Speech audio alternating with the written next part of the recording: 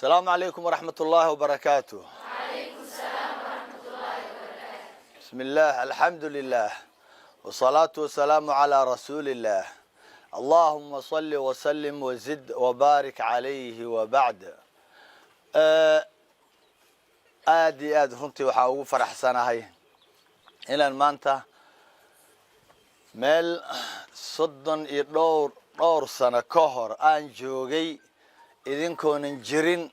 inaan maanta mar labaad ku soo laabto waa jeclahay waana ku faraxsanahay moygalis anigoo yar ayaan imid hadda ka hor hooyooyinkiina xataa lama guursanin qaarkiin ciyaal baatiin aad baad u yaryartihiin qof 25 jir mid ku jira malaha Soomaha 25 sano ka hor halkan joogay laakiin waxaan dhamma dhisneen meel yar bay ahayd waxaa moygalis mas'uul ka ahaa maamul ka ahaa Maxamuud Sheekh Cali macallin Maxamuud Sheekh Cali marka inaan maantana joogo aad baan runtii ugu faraxsanahay waxaa kaloo aad ii soo jiitay quruxdiina sida aad u libisan tihiin aad u asturan tihiin ilaahayna waxaan ka baryayaa quruxdan inuu idinku nooleeyo quruxdan mustaqbalkiina inuu ku qurxiyo adduunkiina inuu ku qurxiyo aakhiradiinana inuu ku qurxiyo qofka ilaahay walaqad karamna bani aadam uu yiri laakiin isaga karaamada ilaashada ama isaga karaamada iska qaada qofka muuminka qaar badan baa karaamada iska qaaday oo aad garanaysaan idinkoo dhan oo gabdha ah sidanay u labisan yihiin dadka markay la joogaan laakiin markay ka tagaan magaalada oo ay badda Mombasa aadaan lugahay taagtaagan Soomaha aad garanaysaan baalkan xijaabka inta ka soo qabtaan inta soo saaranayaan kana halkan ay soo saaranayaan dirac hoos ay wataan gacmahooda u qaawan yihiin baashaan intay soo qaadaan inta soo gashanayaan ilaa jilbiyaha u qaawan markaasay biyihii lugaha ku taagtaagayaan ilaa cajiradooda hoos la arkaya gabadhaas maxay raadinaysaa ma taqaanaan guur bay raadinaysaa ma lagu helaa guur haddaad dharka dhigatid guur ma hele waa qof waalan baa tahay waa gabdhaha ugu daawashada badan aad baa loo fiirsadaa why loogu fiirsada qofka waalan Soomaalidan arkin marka maanta nin inta soo gala ama gabar idan kamid ah markay intay xaar soo qaadat ee wajiga marsato maxaa la sameeynaa kulligeen waa la wada attention-ka xataa aniga waa liga leexinaa Soomaha iyadii la wada eega marka marnaba yaanay idin sirin dadkan fiyuuska badan ee markay soo galaan kumanaanka ay fiirsanayaan yaanay idin sirin إلهي وحولي سبحانه وتعالى ولكن أكثر الناس لا يعلمون لا يعقلون مارتن ذاتك انت هذا بدن عقل ملاها وانت هذا بدن هديهن مركا مع ذاتك بوحاسي صوبنا يعني مع مقالو دنا والسداس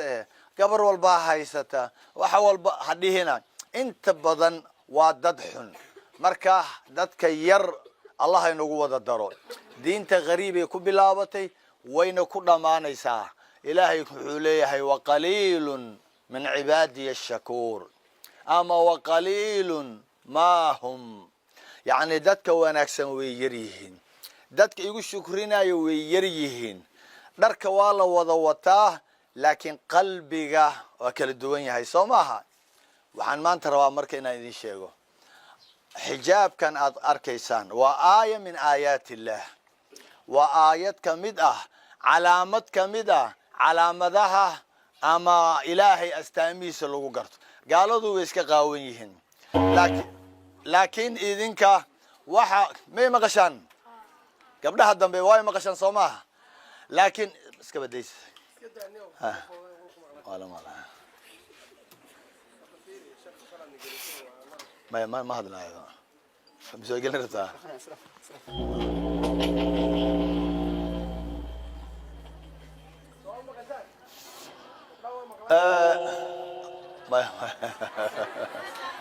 gabdhahan hay dhiga tirin marka okay marka walaalayaal waxaan idin sheegayaa waxa cizigiina adduunyo iyo cizigiina aakhiro waxa u wanaagsan idin sheegaya waliba waxa kale oo idin sheegaya mustaqbal dhow hadday noqoto imtixaan lagu baaso jaamacad la helo shaqo la helo guur iyo ubad la helo ayaan idin sheegayaa waxa ugu fiican hal aayadaan rabaa inaan kusoo gabagabeeyo oo ah ilaahay wuxuu leeyahay subxaanahu watacaala yaa ayuha aladiina aamanuu ittaquu llaha waquluu qawlan sadiida yuslix lakum acmaalakum wayagfir lakum dunuubakum dadka alle nabi rumeeyo soo mu'miniin maahidiin ilaahay ka cabsadaa la yidhi maanta cabsida waa cabsi guud waaye laakiin gadaal cabsida lagaa rabaa waa hal shay oo faa'iido adduunyo iyo faa'iido aakhira kugu jirto waa maxay waquluu qawlan sadiidan hagaajiya hadalladiina ilaahay wuxuu naga codsanaya gabdhayahow waxaan sidaa u dhahaya gabdhaha waa war badan yihiin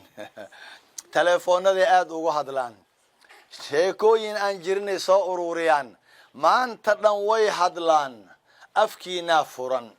soo maydan maqli jirin madaxaa i furan ya afkaa i furan waaye ilaahay wuxuu leeyahay waquluu qawlan sadiidan hagaajiya hadalladiina maxaa yeelay hadalkaaga oo aad hagaajisid markaad xanaaqsan tahay markaad caraysan tahay markaad fiican tahay markaad mar walba har iyo habeen kan cadowga kuwa ah ee colka aala tahay ka saaxiibka aala tahay kaa dhintay kii ku dulmay kulli markaad hadalkaaga u hagaajisid maxaa dhacaya mataqaanaan intaas keliya horta ma laga adkaan karaa hadalkaaga markaad rabtid inaad hadashid ma fiirin kartaa hadalkaaga inuu wanaagsan yahay haddaad taas ii ballan qaadaan wallaahi anna waxaan idin ballan qaadayaa laba shay oo uu ilaahay noo ballan qaaday eeg yuslix lakum acmaalakum ilaahay wuxuu idin hagaajinayaa arrimihiina oo dhan yaa way waxuu hagaajinaya yah ilaahay wuxuu adiga hadalkaaga hagaaji caayada jooji xanta jooji isku dirdirka jooji laqwiga jooji wax walbo afkaaga qurun oo ka soo baxaya ee ibliiska uu leeyahay jooji adiga maxaa imanaya yuslix lakum acmaalakum ilaahay arrimihiin oo dhan buu hagaajinayaa waa midda koowaad ilaahayna hal shay ma sameeyo markaad hal shay qabatid 2 ilaa 3 buu ilaahay ku qaban muxuu leeyahay muxuu hagaajinayaa ilaahay acmaashiina iyo hawlihiina waa maxay hawlihiina waa hawsh hadda u fadhidaan soo imtixaanka hawla qabanaysaan maaha ilaahay baa imtixaankiina idinku duwaaya oo idin sharxaya laabtiina qalinkiinana sida saxa ku aadinaya macalinka xataa marka imtixaanka aad gashaan warqada si fiican uma arkaay wuu isaga jiidaya ama degdegsiiyaan ta la geliyo buu isaga saaraa 89 oo iska kinsiina xataa deedan waxba qorin hadalkaaga hagaaji ilaahay baa arrimihiina idin hagaajinay waxa kamid ah caafimaadkiinu ilaahay hagaajin marka rabtid inaad shaqo doonatid waa hawl dhan oo rabtid inaad qabatid ilaahay baa hawsha ku siin shaqo xalaal oo barakaysan buu ku siin wuxuu ku siin haddaad rabtid inaad safartid haddaad rabtid inaad guursatid soo guur waxaad u joogtaan maaha waxaad wax u baranaysaan waa guur inaad hooyo noqotaan ubad inaad dhashaan intuba waxa hagaajin karo wax walba soo gacan ilaahay kuma jiro imisa 10 ruux 10 sano qaar isqabo aan dhalin soo ma jiraan maalintaad heshid guur intuu ilaahay ku siiya ayaa haddana ubad wiilal gabdho ku siina haddana baaribu kaaga dhiga eeg yuslix lakum a'maalakum harimihiino dhan ilaahay baa idin hagaajinaya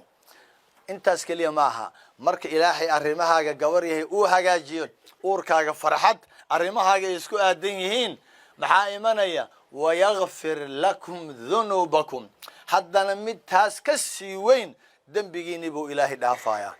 horta dambi la dhaafo macnaheedu ma taqaanaan ya dambiga marka lagu dhaafo maxaa dhacaya samada ma aragtaan irsaaqdeena halkaas ay ku jirtaa ninka ku guursanaya irsaaqdaada waay halkaas ayuu ilaahay ka soo aqbalayaa ilmaha xaggaa laga keenaya caafimaadka waa halkaas sare laakiin samadii way xiratay dad badan looma furin khayraadkeedii way laabatay maxaa yeelay waa dembiyada gacmaha aan ku geysanay anaga afkaan iska hadlaaya dhegahan balaayada maqlaaya waxaan gacmahan ku samayna samadii ayaa xirantay laakiin marka dembigaaga la dhaafo eeg yursili samaa calaykum midraara mar allaaliyo marka dembigaaga la dhaafo samadii baa soo dararaysa oo yaa furay adaa furtay istikfaartii iyo dembi dhaafkii ayaad samadii ku furatay khayraadkeedii baa soo daadanaya maxaa imaanaya wayumdidkum biamwaalin wabaniin wayajcal lakum jannaat wayajcal lakum anhaara xaasaskii ubadkii khayraadkii biyihii beerihii wixii oo dhan waa helaysaan ilaahay wuxuu leeyahay maa lakum laa tarjuuna lilahi waqaara ilaahay maad weynaysaan oo warkiisa qaadataan haddii lidin yidhaahdo hadalladiina hagaajiya maad hagaajisaan marka hadalladoo la hagaajiya horta ma aragtaan ani waa ogahay gabdho badan oo hadda isgarab fadhiya cuqday isu haayaan xarashay isu haayaan waxaa rabtaan hadhowtay marka banaanka loo baxa waa taqaanaa xusr soo maaha kulli saas waxaa waaye qalbigiina waxbaa ku yara jira waa hubaa hadda macallimiinta kulle iiga warog laakiin waxaan hubaa kulliin isku qalbi inaydan ahayn saa u wada qoslaysaan isuma qoslaysaan idinka waa la socdaa maxaa yeelay carab iyo ilkaa isqooma laba ruux iskaba dhaafe marka nin baa u imanaya rasuulka sallallahu alayhi wasallam wuxuu leeyahay rasuul allow baadiyaan kaaga imid waxaan rabaa ma joogi kariya inaan baxo hal shay oo janno igeey ii sheeg wuxuu yiri hagaaji hadalkaaga jannadaad galaysaa maxaa yeelay hadalkaaga hadduu hagaago dembigaagin waa la dhaafayaa arrimahaagii adduunya tii aakhira ilaahay baa kuu samaynaya taasaa ilaahay waa la sasabtaa gabdhayahood haddaad guur rabtid ilaahay waa la sasabtaa imtixaanka haddaad galaysaan ilaahay waa la sasabtaa maxaa yeelay ilaahay xaalkiisu waa kun fayakuun markiiba kun noqo ilaahay wuu ka dhigayaa waxaan idin leeyahay ninka la yiraahdaa cabdullaahi ibna cabbaas ayaa caadu lahaa rasuulka markuu hadalkan ka maqlay kadib muxuu dhihi jiray carabkiisuu la hadli jiray weligaa carabkaaga mala hadasha adiga mala hadasheen saxaabadii hore way dhaqan gelin jireen carabka intay qabtaan muxuu leeyahay wayxak qul khayran taghnam aw iskut can suu'in taslam wailaa faclam annaka satandam qul khayran wayxak isjir carab yahow wuu hayaa ogow indhihiisaa guduudan carabkii xanuunjinayaa wuu edbinayaa maxaa yeele wuu iska hadlaa carabku wuxuu leeyahay qul khayran taghnam war wax wanaagsan ku hadal aad guulaysatide aad liibaantide haddaadan haynin aw iskut can suu'in taslam ama xumaan haddaadan khayr haynin iska aamus waxun ha ku hadlin waad badbaadaysaa haddii khayr aa ku hadli weydid xumaanna had ka aamusi weysid faclam annaka satandam waxaad ogaataa inaad shallayn doontid hadalka hadduu markaa soo baxo khalaas dib kuuma noqonayo wax badanna wuu burburiyaa soo maaha marka waxaan idinka rabaa gabdhayaho allah idin barakeeye allah idin dhowreen quruxdaana allah idinku nooleeye waxaan rabaa hadalladiina inaad hagaajisaan intaa keliya oo aydan caytamin aydan xamanin aydan laqwi ku hadlin aydan isku dirin dad hadalkeena inaa hagaajisaan markaad hagaajisaanna ilaahay arrimihiina uu hagaajin dembiyadiina uu dhaafayaa ma la yeeli karaa intaas ma la yeeli karaa doorka dambe aan soo laabto wallahi waxaad arki doontaan sheekh hadalkii waa samaynay ballantii aan qaadnay waana ku guulaysanaa ani waxaan idin sheegay kitaab keli kama akhrinin wallahi inaanan ka akhrinin masar baan ku noolaa masar waa iska taqaanaa oo waxaa waaye dad mujaamalo badan asalaamu calaykum ma fiicanta xataa qofka markuu ku caaya saamaxaka allah ala leh adoo u qoslaaya allaha ku cafiyo allaha kuu dhaafo waa qofku caayay allaha kuu dhaafo sababtu mataqaanaa dhaqankii waay ilaahay wuxuu leeyahy idfac bilatii hiya waa wada taqaanaa xufaadaa wada tihiin idfac bilatii walaashaa haddii wax wanaagsan uu kaa soo gaaro ama wax xun adiga waxaa ugu bedeshaa maxay wax wanaagsan ugu bedel maxaa yeelay faida alladii baynaka wa baynahu cadaawatun kaannahu waliyun xamiim qalbi dhan aad wanaajinaysaan allah idin wanaajiyo allah idin wanaajiyo gabdhaha qorax baa haysa raalli ahaada annagaa soo daahnay intaan keliyana ma ahaan doono ninkan wuxuu idin keeni doonaa waa kana sheekh maxamed waxaa laidin keeni doonaa wadaadada halkan yimaada ee mandheero tartanka u imanaya kulli waa laidin wada keeni doonaa weliba meel qurux badanaa laidin fariisiin doonaa teeda kale waxaad ogaataan galabta horta galabtii ma intaa ku xaraysantihiin ma soo baxdaan miya ya galabtiina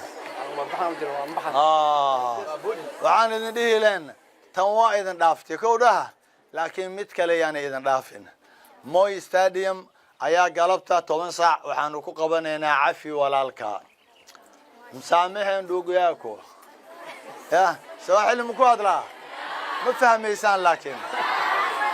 anigu kii koostegan ku hadlaaya idinkana kii tacbaanka ahaa ee northeastern ku hadlaysaan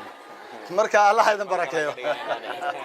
mar kale aan ka dhiganayna insha Allah taala hadduu ilaahay yiraahdo ilaahay waxaan ka baryayaa quruxdiina allah idinku nooleeyo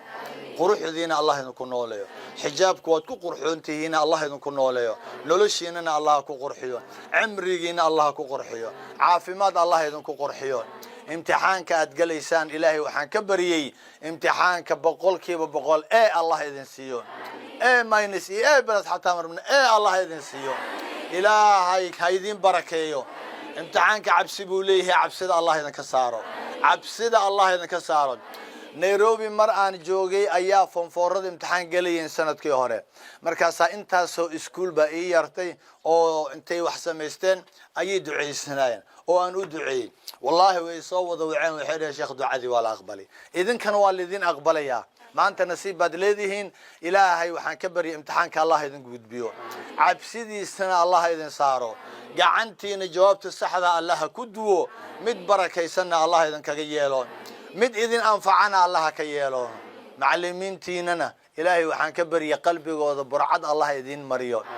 ma dhahay ha loo qisho laakiin qalbigiina iyo carabkiina jawaabta saxda allah ku duwo maxaa yeelay man qashana falaysa minna waliyiri qofkii qish sameey naga mid ma aha marka bilaa qish ilaahay ha idin guuleeyo nolosha adduunka nolosha aakhira allah idin ku guuleeyo cudurradan wareegayna allah idin ka leexiyo caafimaad buuxa allah idin siiyo gabadhii xanuunsan ilaahay waxaan ka bariyay uurkeeda iyo korkeeda allah u caafiyo dhiigeeda iyo dhacaankeeda allah u caafiyo hilbaheeda lafaheeda seedaheeda allah u caafiyo maqaarka allah u caafiyo caafimaad buuxa allah idin wada siiyo uurkiina farxad allah geliyo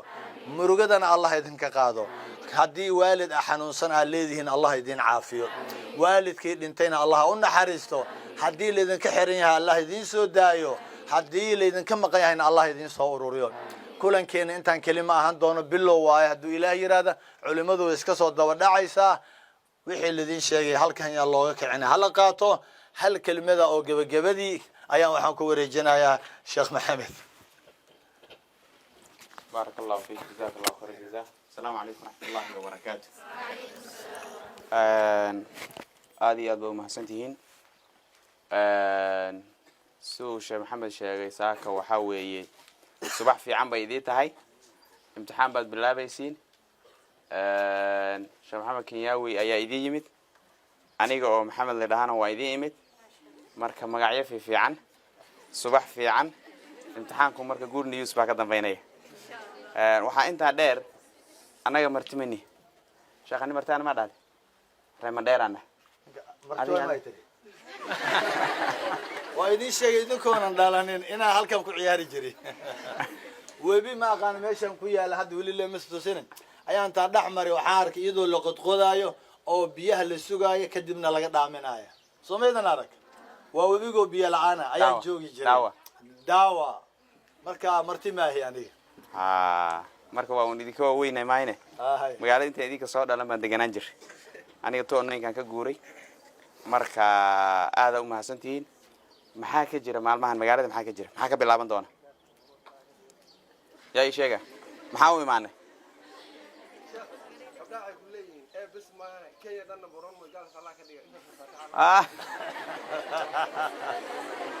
maxaa ka bilaab maya eeda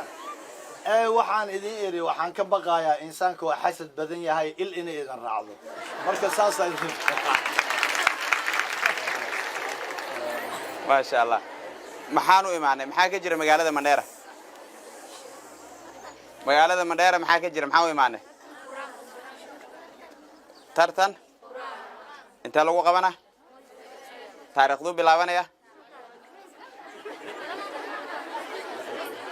okay taarikh 16 tomorrow Thursday soo berri ma imtixaankaasi berri uu bilaabanaya hadduu ilaahay yidhaahdo culummo tiro badan baa imaanaysa sheekh maxamed cabdi umal baa imaanhaya sheekh shariif dawiil baa imaanhaya doctor maxaa qaasim baa maxaa cusmaan baa culummo tiro badan oo waaweyn baa imaanaysa hadduu ilaahay yidhaahdo marka number 1 culummadu waxay xidhan yihiin qamiis cadcad idinkana waxay xidhan yihiin dhar cadcad marka culumaynu wadana marka tartankaas si fiican looga soo qayb galo maxaa imtixaanka berri soo dhameynaysiin haddaa berri dhamaysaan soo fasax ma واجرا خميس قالوا كناس ma inta ma ku xariistan imtixaanka dhamayaan عباد maalinta labaad iyo maalinta saddexaad كده خميس كده khamiis wixii ka dambeeya jumco sabti axad ya khamiisu bilaabana dhib ma laha jumco iyo sabti axad ayay joogaan nagala soo qayb galaan xiritaankan way joogayaan qof walbana waxaa weeye wuxuu leeyahay famil iyo asxaab iyo meel kastoo la joogo hal la gaarsiiyo hadduu ilaahay yidhaahdo arrintaas khayrkaan u nimid idinkana khayrkaan saaka idinla nimid ducadaa sheekhu idii duceeyeen allah idii aqbalo awalba waa ogeedeen primaryga waxaan malay nooistan mandheera u saraynaysa sooma saas ma ogta sheekh okay maya warkaa maysa ma north eastern oo dhan gaarisa u malaynaysa north eastern oo dhan ha ma aan wajeer baa ku dhashay anagaa ka horreyn wajeer aan malaynaya mandheera ka horreysa marka haddana waxaan rajeynaya insha allahu tacaala moygalis ay gabdhuhu codsadeen inay noqon doonaan mandheera kenya oo dhan number 1 inay noqon doonaan insha allahu tacaala waxaad laakiin number 1 ku noqonaysiin idinkana ballan qaada wacdigii fiicnaa la idiin soo jeediyey ducadii fiicneed la idiin duceeyey waxaa loo aqbalaa qofka fiican qofka niyadiisu fiican tahay camalkiisu fiican yahay camalka fiican iyo niyadda fiican ma aha waxa dadka u sheegto laakiin waa waxa ilaahay aad u sheegto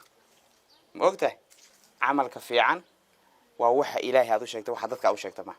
habeenkii kaliya markaa tahay inaad wax xun samayso kaliya markaa meel cidla joogto wax xun aad samayso laakiin dadka markaad la joogto qof fiican inaad iska dhigto taas ma aha fiicnidu waxa weeye meel kastoo joogto inaad ogaato inuu ilaahay ittaqillaaha haythuma kunta meel kasta oo joogto inaad ilaahay ka baqdo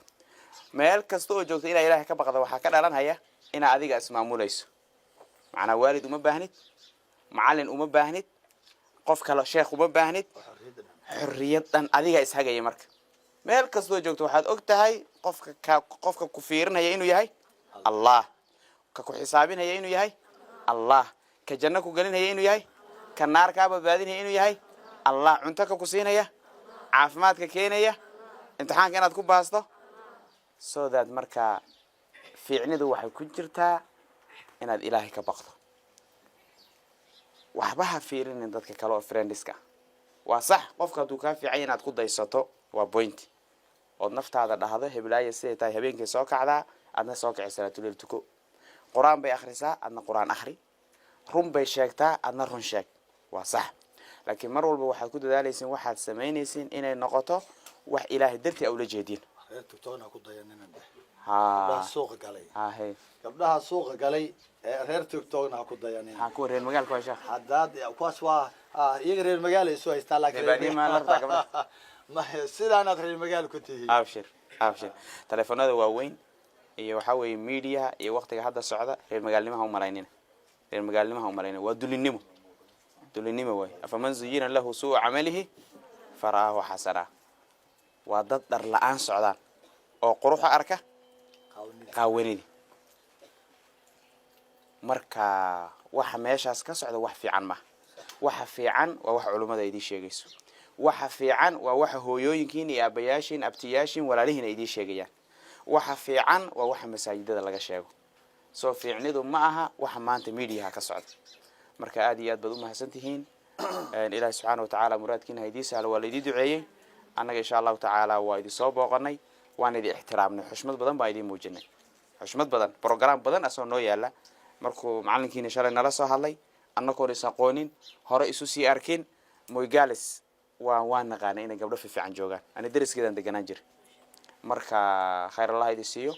wanaag baynu isku baranay insha allahu tacaala wanaagaas kuwa meesha isugu imaadaanba ku kulma allah inaga dhigo jannada wanaagaas allah inagu kulmiyo muraadka aad leedihiin waxbarashadana allah idii fududeeyo dadaala markasta dad culimada soo dhaweeyo oo wanaaga jecel noqda dad noqda insha allahu tacaala. Assalaamu calaykum.